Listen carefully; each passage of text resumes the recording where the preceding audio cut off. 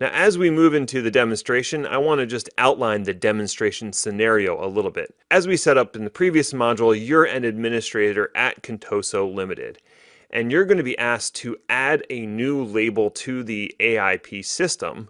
That's going to be a compensation label, and it's going to deal with documents that have employee compensation information within them. So HR is very worried that compensation documents that are intended for a specific individual could get distributed through the company or forwarded along. They'd like to keep that sort of information under wraps. The next scenario is going to be the need to edit an existing label, and that is going to be a personally identifiable information label that's applied to documents that contain that type of information. Now, if you'll remember from the scenario, Contoso recently acquired a company called Greyjay that's situated in Canada. And because they're in Canada, they're dealing with Canadian personally identifiable information. The current PII label doesn't look for that type of information, so that needs to be added to the label. And then finally, you're going to be asked to remove a label, and the label is the LSI label, which was used by the Life Settlements Group. If you'll remember in the scenario, the Life Settlements Group is being divested out of Contoso, and so the label is no longer going to be needed. So now let's jump over to the portal and take a look at the first of these three situations.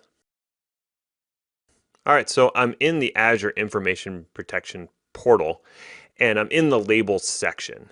So before we add a new label, the first thing I want to just point out is the confidential label here has this little arrow, and that's because there are sub-labels associated with this parent confidential label.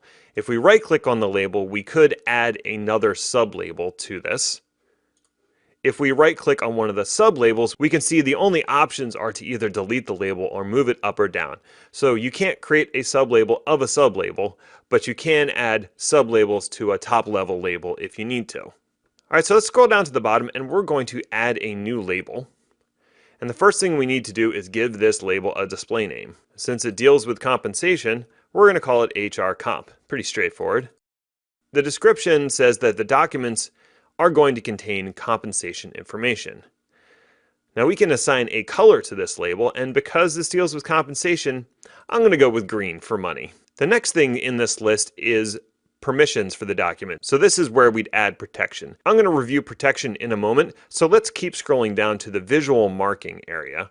And in this case, we want to add a header as a visual marker. The header in this case says confidential compensation information included. So this is just an extra call out to let users know that compensation information is included, and that'll appear as header text throughout the document. If we scroll down a little bit, we can also see what the color of the header should be and how it should be aligned with the document. And we could also add a footer and a watermark. But for now, we're just going to leave the header. If we scroll down a little further, we'll see there's the condition section, and we're going to get to that in a moment as well.